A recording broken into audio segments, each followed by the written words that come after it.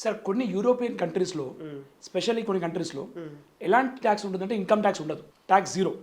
కానీ ఆ కంట్రీస్లో ఉండే ట్యాక్స్ ఏంటంటే ట్రాన్సాక్షన్ ట్యాక్స్. అంటే జరిగే ప్రతి ట్రాన్సాక్షన్ పైన గవర్నమెంట్ డబ్బులు తీసుకుంటుంది. అంటే ఇండైరెక్ట్ ట్యాక్స్ లాంటిది అది. ట్రాన్సాక్షన్ ట్యాక్స్ అంటాం. ట్రాన్సాక్షన్ ట్యాక్స్ ప్రతి ట్రాన్సాక్షన్ పైన గవర్నమెంట్ కొంత షేర్ తీసుకుంటుంది. ట్రాన్సాక్షన్ ట్యాక్స్ ఏం జరుగుతుందంటే సార్, ఇండియాలో ఇన్కమ్ ట్యాక్స్ జీరో అవుతుంది అనేది చెప్పలేము, బట్ గవర్నమెంట్ మాత్రం ఖచ్చితంగా ట్యాక్స్ తగ్గించే మార్గంలోనే ఉంది. అందుకే ఒకప్పుడు ఉన్న 5 lakhs లిమిట్ 7 lakhs చేశారు, 7 lakhs ఇప్పుడు 12 lakhs చేశారు, ఇంకా పెంచే అవకాశాలు చాలా ఉన్నాయి.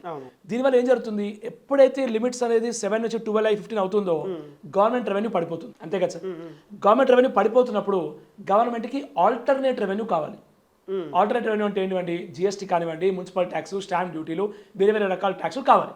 ఇంపోర్ట్ చేస్తే కస్టమ్స్ డ్యూటీ, ఇలాంటి ట్యాక్స్లు కావాలి. ఆ ట్యాక్స్లు కనుక ఎక్కువ అయ్యి ఆల్టర్నేట్ రెవెన్యూస్ కనుక గవర్నమెంట్కి ఎక్కువైనట్టయితే ఈ ఇన్కమ్ ట్యాక్స్ అనేది మాక్సిమం తగ్గుకుంటూ వస్తుంది సార్. ఇంకా గవర్నమెంట్ రెవెన్యూ అనేది అల్టిమేట్గా గవర్నమెంట్కి వచ్చే ఆదాయం. ఈ ఆదాయం తగ్గాలంటే, ఈ ఆదాయం తగ్గించాలంటే వేరే ఆదాయం పెరగాలి. కానీ ట్యాక్స్ తగ్గించే దిశ మాత్రం ఖచ్చితంగా గవర్నమెంట్ వెళ్తుంది.